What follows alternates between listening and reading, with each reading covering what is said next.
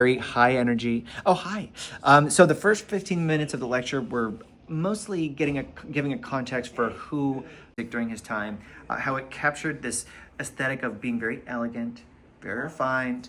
However, there are moments. Well, what I wanted to do is to give a context for Mozart at his peak powers, and I performed a little bit of his Magic Flute Overture, and the overture is super dynamic, super lively, and that is some of the best Mozart I think ever written.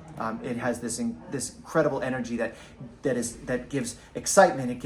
It still is very elegant, but it very much captures what music was trying to portray during that time. So basically from 1750 to 1820, music was really focused on creating beautiful feelings. We weren't thinking about the hard stuff.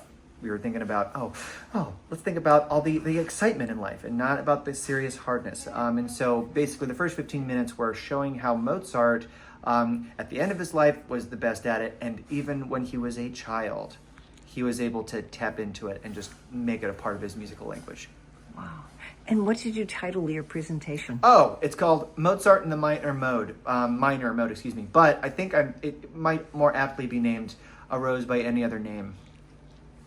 Okay, great. Yeah. Thank you so much. You're so welcome. I don't have the right word, but to really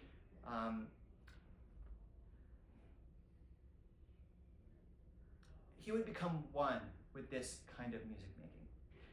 Here is the last movement from his symphony. I'd like for you to close your eyes. Think about the intensity in the movement. And maybe put yourself in a place where you're 8 years old. And see if there's any kind of energy that you share with the music. Here's the last movement. I'm sure you guys will do this fun. Let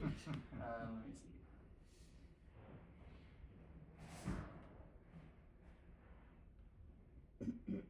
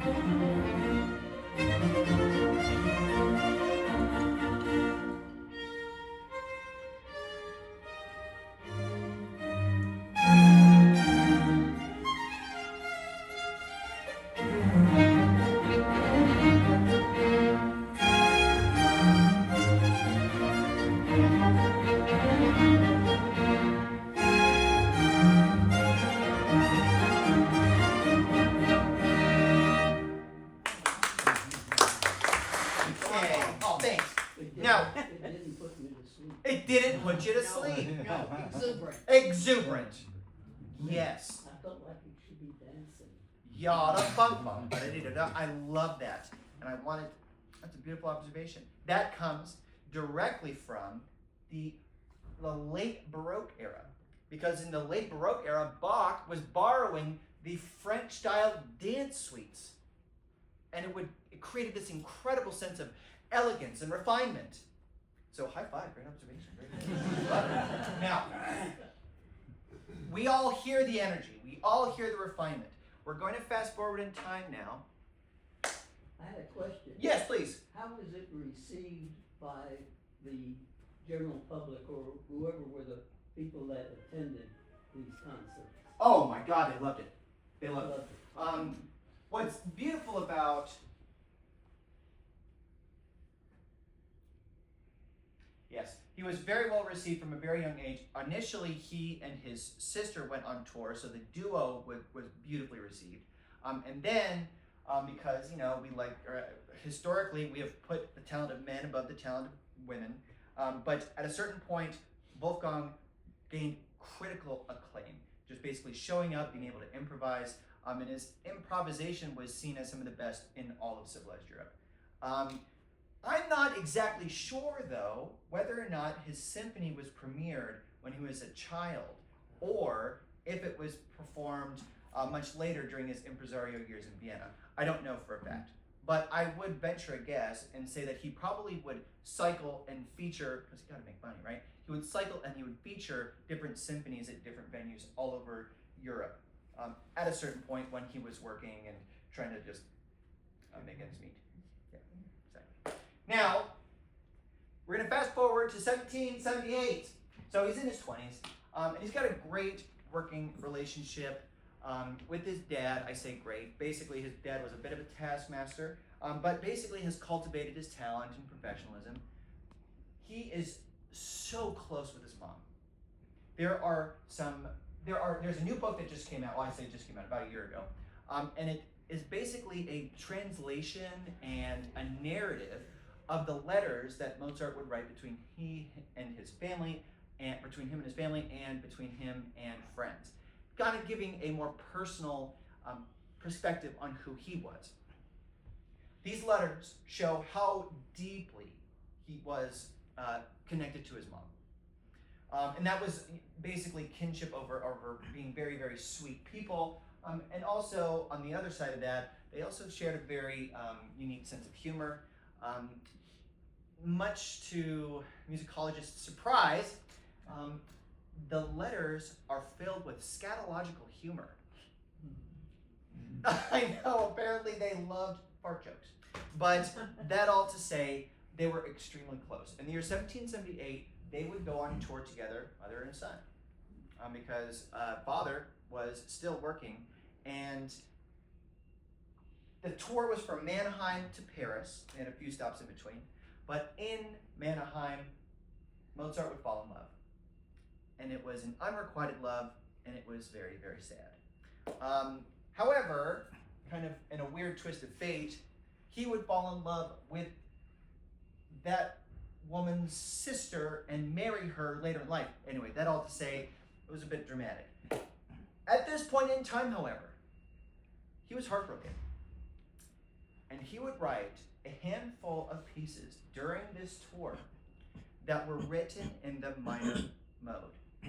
Now, the minor mode is going to basically be an organization of pitches that makes us feel not like the happy elation, but maybe more serious. Maybe sad, maybe mad, maybe reflective, maybe nostalgic. Here is an example of the scale. Again, the scale by itself, boring, a tool, think dictionary. But when you take the notes in the scale to create a melody, that's where the magic lies. So he uses the minor scale in about 3 or 4 sonatas during this period, and it is very effective.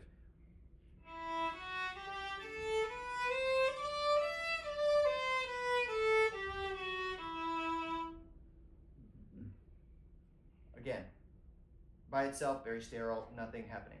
But what he does is that he creates incredible melodies that tap into a universal pain. What we're going to listen to now is his Violin Sonata number 21. Terrible name, I know. This sonata very well should be titled the Heartbreak Sonata. It should. And then maybe actually, I know we talk about how a lot of classical music songs and pieces are afflicted with having terribly boring names. And if they didn't, maybe we'd actually like remember them, right? What I'd like for us to do though is, despite it having a terrible name, I'd like for us to, again, close our eyes and tap into the energy that Mozart is portraying here. He uses something called a Mannheim rocket, which is a very, very technical term for some of us who have studied music you might recall. But basically, it's an arpeggio. An arpeggio is going do, mi, so, do, very high. You're shooting up like a rocket. However, he does it in the minor mode. And it's very, very, appropriate that he would use that because he was writing this in Mannheim. That was just a little side note. We don't need to remember that just yet, or ever really. But what I'd like for you to do is to focus on how the intensity is so starkly different and how it makes you feel. Here is the Sonata number 21 in E minor.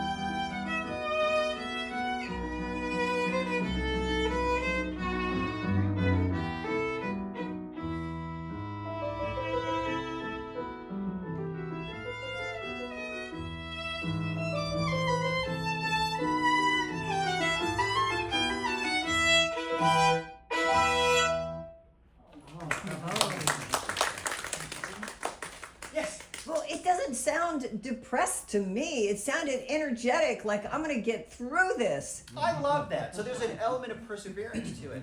Absolutely. I will say at the beginning,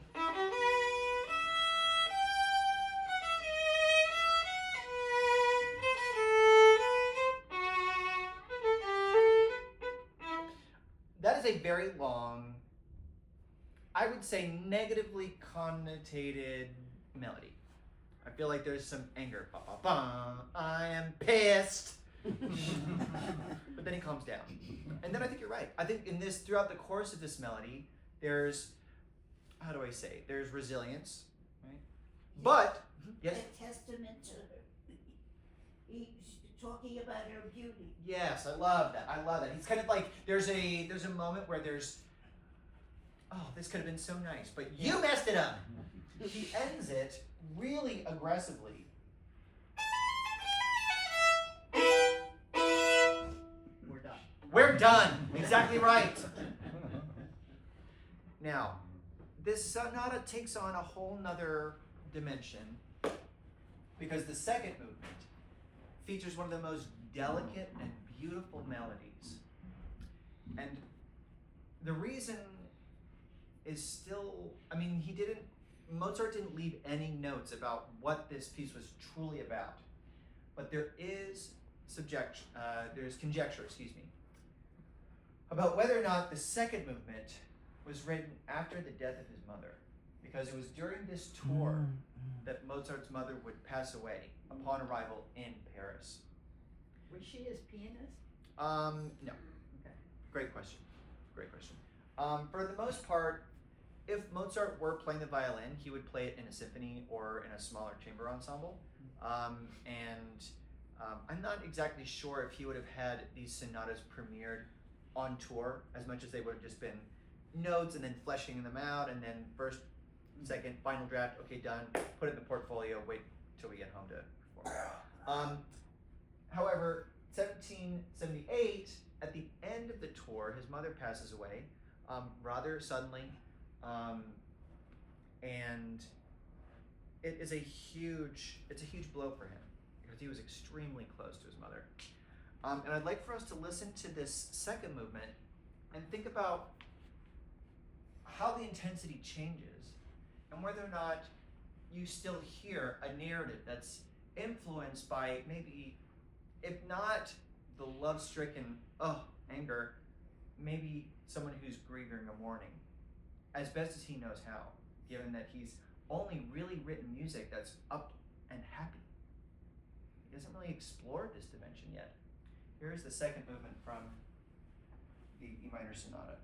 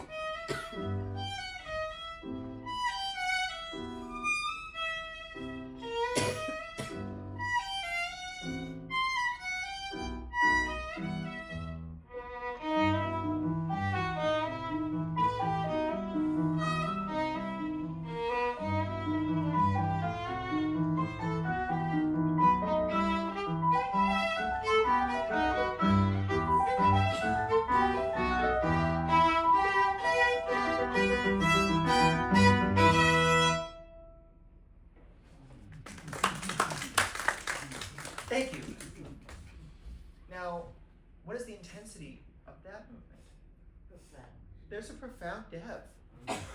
There is a fluctuation of like a nostalgia. There's almost, I don't know. What did you hear? I could obviously expound, but I want to know what you guys felt. It was achingly beautiful. Yeah, it hurt. In what way did it hurt? Why? Everybody here is resoundingly feeling the same thing, but where is it coming from? Your soul. Soul. It is a tragedy that some of Mozart's best music has a title like sonata, because it's lost unless you completely immerse yourself in the world of all of his compositions. He wrote a lot, just so we know. We don't really get a sense of how sensitive he was, because there's not a title like Moby Dick or, I don't know, Romeo and Juliet, where we immediately are like, oh my gosh, that's the love story ever. Oh my God, it's so incredible. We don't get that. But we start to feel how Mozart is using the minor mode to get us to feel, what was the phrase again? Achingly beautiful. Achingly beautiful. Now we're going to fast forward in time. I prefer when you move this. Oh, hold on, that's an interesting. It's Oops. supposed to be one of his favorite pieces. He plays it so well. Yeah. Now, I think I heard someone say I preferred what he wrote as an 8-year-old. Is that right? I love it. Well, you know, we're not always the same as we are when we're 8, so you know we got to keep growing and learning. 1788, Wolfgang, now 10 years later, has a family. He is with the sister of the unrequited love from Mannheim. Don't ask, Costanza. She is a huge champion for him. Is probably one of the main reasons he was able to create a family and to even really pursue his art and his love of music. However, during this year in particular, it was a very, very difficult year. She would get sick, and everybody is getting sick all the time, and that happens, you know, we know firsthand, we get sick. But back during this time in history, I mean, 10 years earlier, Wolfie, he experienced his mother passing away from pneumonia in a brief second. So Costanza was out of commission for a while, and it was very, very. She would recover. She would be just fine. But during a big stretch of 1788, she was out of commission, and so there was a lot of stress there. They also had a 6-month-old baby that would pass away, and that also very common, but very tragic. And this man here, he knew how to, despite all of the craziness, and the intensity of the insecurity and the anxiousness and all that, he still knew how to have a good time, folks. He racked up a huge gambling debt. Huge gambling debt, which is not great. So he actually refused to answer the door when anybody would knock. So he was like, Costanza, you're sick, nobody's home, ever. But it was during this time that Mozart would write some of the most exquisite instrumental abstract music.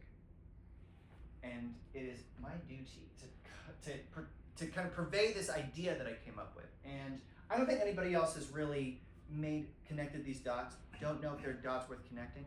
However, his 39th, his 40th, and his 41st symphony were written in this year, 1788, in a span of a couple months. And I truly and strongly believe that there is a narrative connecting those 3 pieces in the same way that you have 3 acts of an opera. His 39th symphony is considered by some to be the perfect specimen of a symphony. And what does that kind of relate to, at least in the operatic or the narrative world? It basically is the background of the novel. Basically, you're setting the scene. We could even say it's even a little bit biographical. Wolfie had the most incredible opportunities to develop his talent. He had a perfect childhood. His father cultivated his gifts. He went on tour, became a household name by the age of 13. He was absolutely living the best life anybody could live. And this symphony, the 39th symphony, kind of reflects that. Everything is just pitch perfect. The 40th symphony, however, is written in the minor mode. The almost entire symphony features the minor mode, and it is arguably his most famous.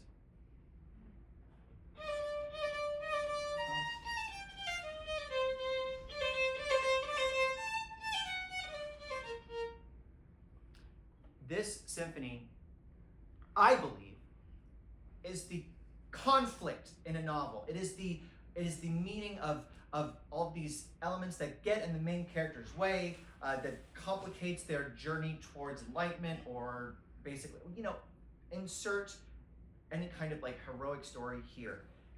That middle symphony, the 40th symphony, it resonates with us for a reason, and it resonated back then as well. There was a moment where people were like, oh my gosh, I'm feeling something. And the 41st symphony, it is considered one of the most incredible pieces, innovative, and it's also a climax and a resolution in the biggest way. The last movement of the 41st symphony is this beautiful architectural feat. He uses something called a fugue, and it comes back over and over and over again. And it is absolutely beautiful and profound. What we're going to do today is listen to the 40th symphony, because this is Mozart's innovation. To me, because, what is the Shakespeare quote? A rose by any other name smells as sweet. Music by any other title would be considered romantic. This symphony very well could be the Strife Symphony, or the Anxiety Symphony, or This is the Tough Time Symphony. And what I'd like for you to do is put yourself in a space where we can hear and feel how he was able to do this. But that here is the 40th Symphony.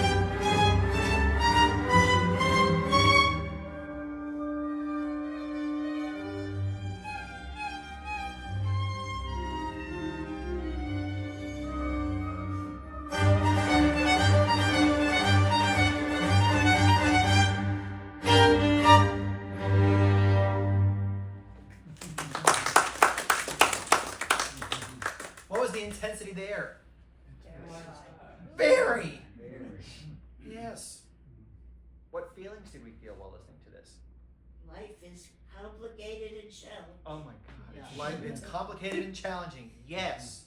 And what I think is, what makes this so brilliant, what makes this so Mozart, is that it's not always dark. It is not always dark. There are moments where you're like, oh, this is beautiful. But life is complicating and challenging. And we hadn't had music for hundreds of years that expressly made us feel this way. This is called Symphony Number 40, but it might be called something else. A rose by any other name would be as romantic. And we don't mean romantic rose gesture. We're talking deep feelings. Now, what I'd like for us to do, in the spirit of Mr. Mozart, his true self coming through, we're going to listen very briefly to his second movement, because this is the only movement in the entire symphony that is focused around a major key. It's supposed to actually give us a bit of a respite from the intensity. And he does it so beautifully. And I want to make sure that you guys have the rest of your day on a beautiful up note, as peaceful as possible. And if you need to take a nap, go for it. Too early. Too early, he says. But what I'd like for us to take away from this is that this man here, he was a product of his environment. He learned how to create music in a certain style. But despite that, he used tools to break away from convention and to express music that was really true and resonant to all of us. With that, here is the second movement from his symphony. And if you need to get going, I won't stop you. But here's the second movement from the symphony.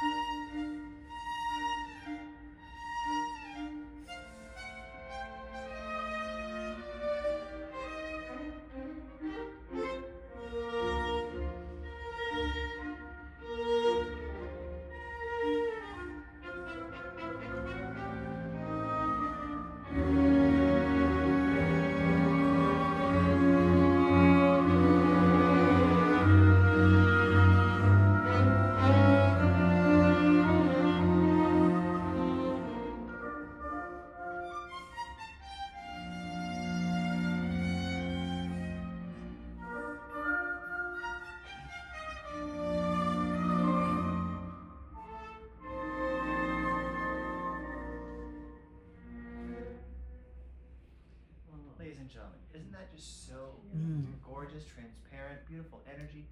That is Mozart at his core. That is who he was raised to be. That is a huge part of his personality. And yet, And these couple pieces that we listened to, the Violin Sonata and in his Symphony Number 40, you can see that there's a depth of his character that's basically being shown to the world thanks to the minor mode.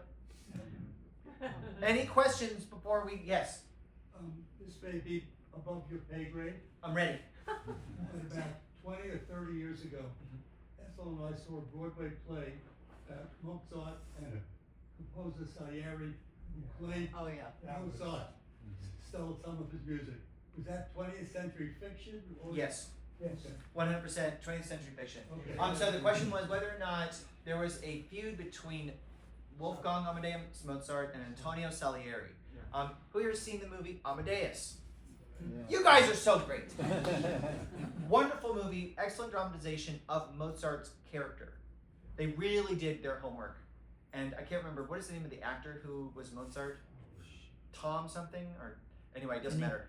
Absolutely incredible performance. It's a shame that there was another movie that year that won the Oscar, but anyway, that all to say, Amadeus is one of the best movies, I think, that are classical rendering, or that renders the classical music story. However, the relationship between Antonio Salieri and Mozart was fictionalized for the film. In the film, it's very contentious. Salieri's, oh my gosh, black with jealousy, like absolutely, but comes around, helps Mozart on his, well, I won't spoil it, but that all to say, in real life, they actually were colleagues, and they did work together, they collaborated. And even so much, I think Mozart would perform in Salieri's premieres, and vice versa. So they were very collegial. Yes. And there is a symphony, I think it's called the Pathétique. There are names for some of them. Why don't scholars who want to make this more available, why don't they do that and agree upon that? That's a great question. I think the major fear, the question is, why don't we rename the symphonies and sonatas so that we can basically be like, oh yeah, let's listen to that one. That has been done. It has been done, but it is not done very often. And I think it's mostly in an attempt to not besmirch the abstract intent of the composer. We hear the strife in these things, but there is no definitive clue from the composer that was their intention. Therefore, to put a nickname on it could be disingenuous. What I like to do is to just give my own little titles for the symphonies, right? And I don't know if that's necessarily helpful to y'all. But I agree with that sentiment. They're like, why can't we do something to like, maybe at least give it a color or something? But I think the major, I keep saying major, this is a really terrible music joke. The biggest issue there is making sure that it doesn't conflict with the composer's intent. And because we don't have it expressly written, it seems like a maybe not great idea. But I would be down. Yes. I would challenge that. Yes. Sorry, Frank. Beethoven's Ninth Symphony. Yes. What did you name that? That was better than Beethoven's Ninth Symphony. That's an interesting point. Does the act right? I mean, one could call it the Ode to Joy, like based on its, it's on the text and the ending. It was a poem. He wrote it. It was a poem. Yes. He was basing it on. Yes, 100%. And that very well could have been the title, right? There are, there are symphonies that do have titles, like, I think the Eroica Symphony by Beethoven is one of the only, like the few symphonies during the classical era that has an official title. And it was supposed to be, oh my gosh, extra credit points to anybody who knows what the Eroica Symphony was originally called. Erotic. I love it. That would be quite a battle, an erotic battle. It was actually first called the Bonaparte Symphony because he admired Napoleon so much that he named his third symphony after him. I know, and then Napoleon was like, crown me king. Beethoven was like, we're not doing that. Anyway, any other questions? Yes? Are you coming back and presenting his operas or anything on that? Beethoven's? No, Oh, Mozart. Mozart. Okay, that is a very complicated question. Only because I would love to, yes, but I would love, okay, so, and you guys get a little window into my professional and personal development. I love doing this, and I love doing it by myself, but I also want to bring people in. And I work with Opera in the Heights, and they're a great organization, and the conductor, his name's Aki, is one of the most incredible presences I've ever worked with. He's wonderful. And what I would love to do is to do like a joint thing where he gets in the score, and it's like, okay, this aria, this is what I want, like, exactly right. Basically doing an in-depth exploration of his operas. The long story is that, the short story is, I don't know yet.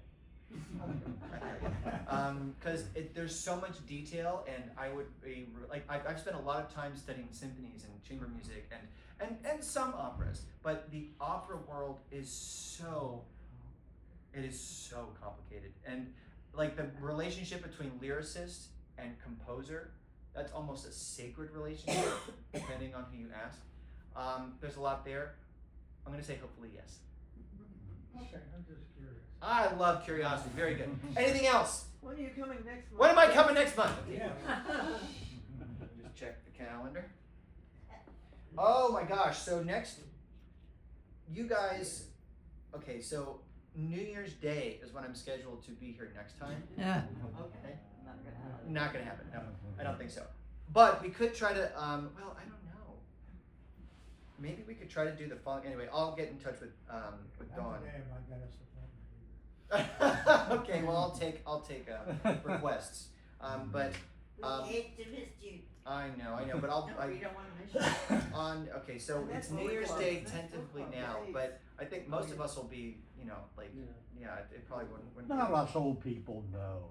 Ah, stop it, stop it. Yeah. Go to bed at 10 o'clock. They do, I they do. I do too, okay? I do too. Well, I try to anyway. So I'm But gonna say yours comes TV. out. I know. Yeah, so How New Year's Day? you think? Sure. I'll be here. I'll be here, she says. Very good. All right, well, I will send, I'll be in contact and confirm that schedule. But after New Year's, oh my gosh, ladies and gentlemen, I've got some cool news. What might complicate my coming New Year's Day is that I'm getting married. Yes. My partner and I, she is, oh my gosh, her name's Allie Foyt. She's the love of my life. We've been together for like 3-4 years now, and it's happening. So what we might do is that we might try to get together with family in Austin during that New Year's week before they all come down and celebrate with us. So that all having been said, I'm glad I looked at my calendar and got to talk to you about it. But I will give you guys a confirmed time for January, because I also have to sort out the next week because we're doing a little mini honeymoon. Anyway, that all to say, I'll definitely see you in the new year. It just depends on when in January. Any other questions concerning here? I'm really excited for January because I'm going to do a performance lecture on exoticism in music. I know I kind of pushed it off because of how things are going, but I got very busy, which is great. But the exoticism in music, it's a beautiful program. It's a deep program. There's a lot of incredible borrowing, and I think, do y'all remember my Jimmy Buffett analogy? Well, who here knows Margaritaville by Jimmy Buffett? Yeah. Does everybody remember how it starts? It starts with the steel drum. Ba ba ba dum ba. Right? Where is the steel drum from? Jamaica. Yes. Now, was Jimmy Buffett from Jamaica? No. No. It was very white. His using the steel drum is an example of exoticism in music, because when we hear that, we think, oh my God, I want to be on the beach right now with the margarita, salt on the rim, sun, right? That type of device has been used by classical music, by musicians and composers since at least the Baroque era. And we're going to talk about my favorite examples. We're going to hear music by Bach, by Brahms, by Mozart, by Saint-Saëns, and by Not Wagner. definitely not Wagner. He was not into exoticism. No. Debussy though. Debussy. Korsakov, I love it. I might have to revisit because I did not even think of that. Scheherazade, yes, yes. Oh my gosh. Oh, 2025, I'm going to do a whole lecture on Scheherazade. So we'll wait for that. Yes, it's either gonna happen in February or March, depending on the schedule. But that, it's one of the You guys best. be a dancing girl or something? Actually, you know what? I'll be taking applications. So anybody. All right, ladies and gentlemen, I gotta get going. But thank you so much for coming. I'll see you next time. Happy New Year. Congratulations. Oh, that was wonderful. Oh, thanks. My favorite day was Oh my gosh, thanks. Stop. Actually, don't stop. Thank you.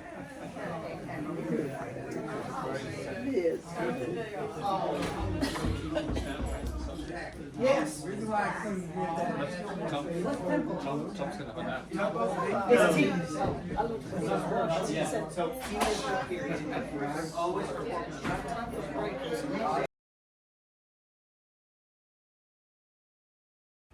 Addendum.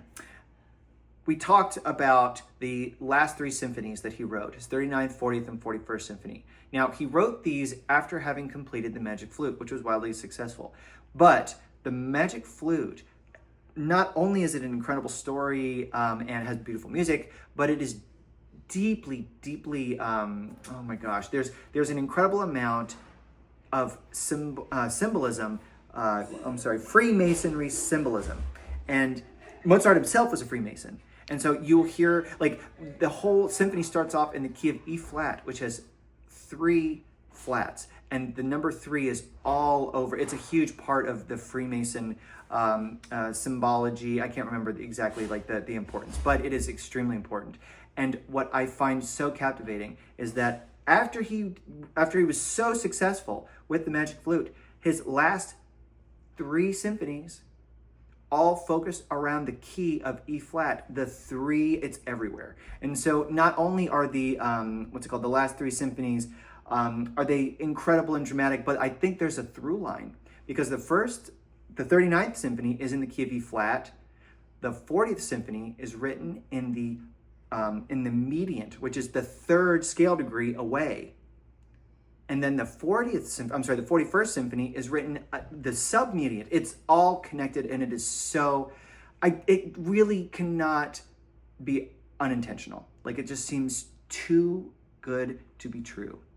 So I like to call those last 3 symphonies the triumvirate, maybe like the Freemason triumvirate. I don't know. We could get a little crazy with how we label things, but I think there is real incredible significance to the last 3 symphonies in his life and how they are kind of tied into his involvement in the Freemason group. Wow. Thank you. Yeah.